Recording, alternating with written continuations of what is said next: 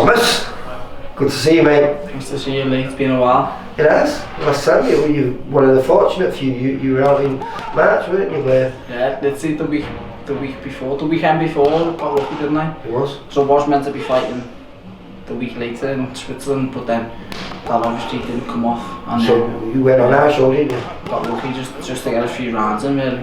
Yeah, well, you got a good kid. That Ismail, Molina.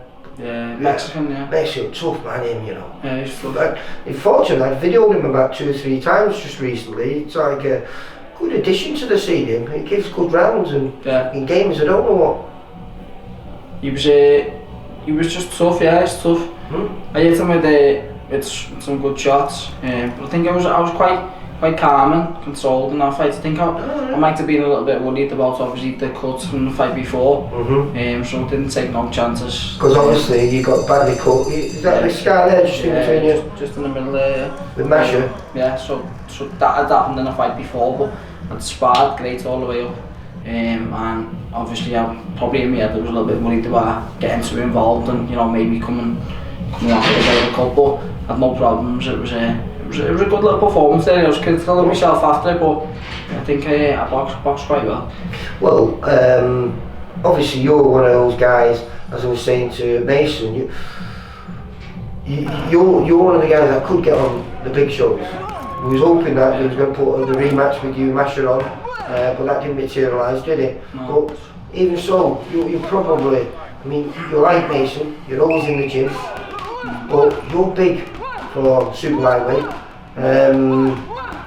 How long would you need to be able to make weight and be able to perform? That's it. You want a bit of notice, don't you? I'm probably about 11 stone 4, something like that now. So to be getting that weight off, I'm not going to do that in 4 days. Do you know what I mean? No. But would you? Because like I say, you're always in the gym. You're always staying ready. You are a proper professional. So what if you got 4 weeks? Would that be enough for you to? Yeah, well, I was training right through the lockdown. Obviously on my own at first in my own back garden. Then when we allowed back the gym, I was training in the gym. I was looking for a fight. I was hoping that a fight date to come up. Was getting told that was the possibility of fighting on the Matchroom in Eddie Hearn's back garden. So I was training for that sort of date in like September. Then it got to October. Got offered a couple of fights. Got asked if I'd take a couple of fights over in like Dubai and stuff like that. And I was like, yeah, listen, like what's the money? How much am I getting paid? And nothing materialised. They never come back to us. So again, I was looking again to like November time. And then was it hard to keep you? Yeah, is it hard to keep focused? At the time, it wasn't like September, October. I was probably giving it a good go. I was training hard, staying off the air, never drank whatsoever. Just proper dedicating myself, like staying, like hoping that something would come up. Got told there was a possibility of Eddie Hearn putting me and Masha on a show where there was no fans. So again, was looking for that. Seeing that Masha was training as well, so I was told, it might come off, but it didn't really. And then the last like 2 or 3 weeks, I was just fighting harder and harder just to keep motivated. It's a bit of a disadvantage because you're a good ticket seller, as is Masha, as a few of our fighters are. Do you think they decided not to use you lot because it seems like a waste and they're seeming to give opportunities to guys that are not really ticket sellers? They might have talent, I think, but it seems like they're thinking, well, we can't get crowds in, so why use up someone who can sell tickets? I think that was it. With me and Masha, it's going to generate fans, it's going to generate interest. So he wanted to wait till we could put a crowd in there. So obviously that hasn't materialised, and over the last 2 weeks I've been hoping that something will come up and hoping I might get a few weeks notice because I still need to get my medical done and renew my licence because that was sitting there for 6 months not getting used, and then when it come round to getting it done I thought I haven't actually got a date. So why? They come back and said there's no point in going and paying £600 for a medical when chances are I'm probably not going to box, and up to this point I still haven't, do you know what I mean? So it was a really good decision not to get it. But then I did got offered the potential, but I got asked if I would take a fight, and was like, come on, like 4 days notice. I think they'd seen that I'd just been out on the weekend, I went out for a few bevvies watching a boxing with my mates and I put it all over Instagram and that, and then the next thing is they thought, oh yeah, we'll see if we get him, see if he's desperate, so it's just like, come on. I am professional and I have trained right through this year and it's been hard to stay motivated, but I think we have, especially in here, we have done, and you know, I've kept my weight down, I've kept on top of things, but yeah, the last few weeks it's, I was looking at the What's the perfect 2021 for you then, mate? Just to get a fight, just get a fight, yeah. Just open like 2021, you know, start getting some cards. Some huge fights. I mean, you fought for the Commonwealth. I mean, there wasn't a title on the line when you and Masha fought, was it? But you fought Philip Bowes before that. Obviously, you've topped on our show on numerous occasions, but you must have fought, what, about 5, 6, 7 times on the big stage? Yeah, no, there've been some big nights, so hopefully we can get back to that at boxing as a whole, where we can get crowds back in there, because like with the football, it's not the same without people in there. But I haven't had the experience. 31 then, you know, this lockdown's been no good for anyone, but you know, these are your prime years now. How long do you feel you can go on for? I'll add another year on anyway, because I haven't done that, my body hasn't been put through a full-on proper camp as but to be fair, I have trained hard, and I was training as if I wasn't in a camp. I was helping Jazz out sparring for his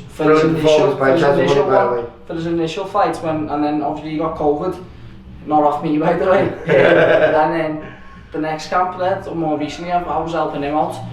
So I've done plenty of sparring, and I have felt switched on and, you know, ready for a fight. But I was open for a couple of weeks' notice, and yeah, I would have took an opportunity and took a gamble and got on to a show, because I do just want to fight. I think that time away, it's frustrating. Well, has it made you hungry even more then, this absence from it, because it's been took away from you?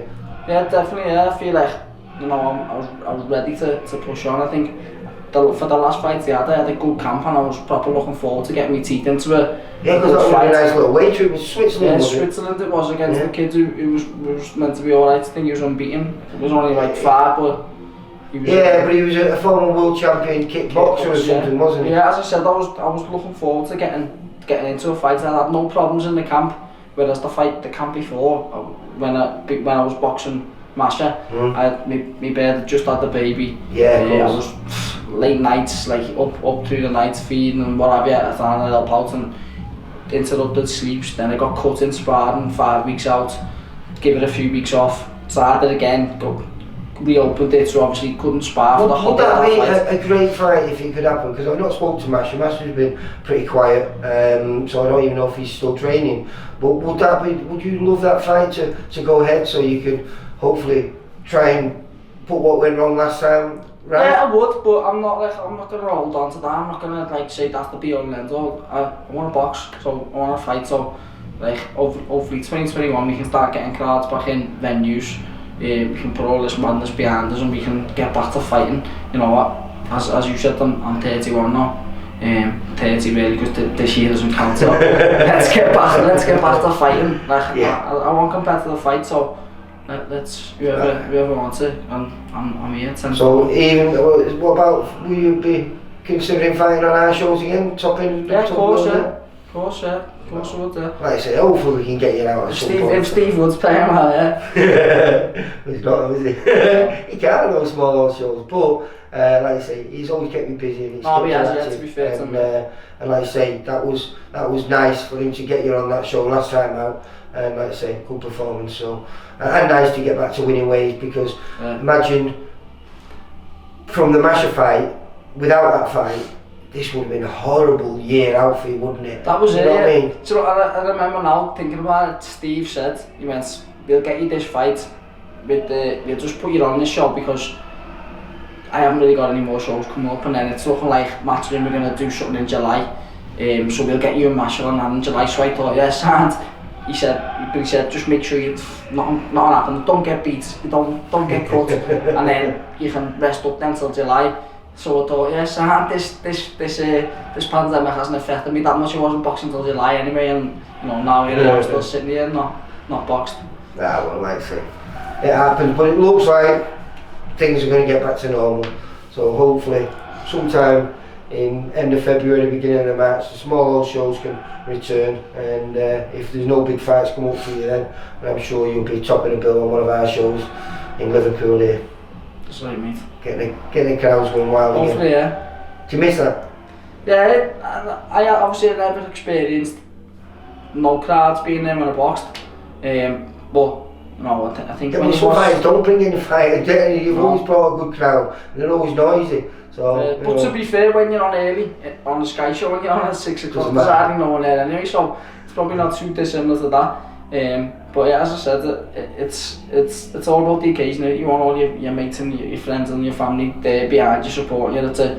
It's a big thing. So to just like pack your bags and go into a bubble, it must have been very strange.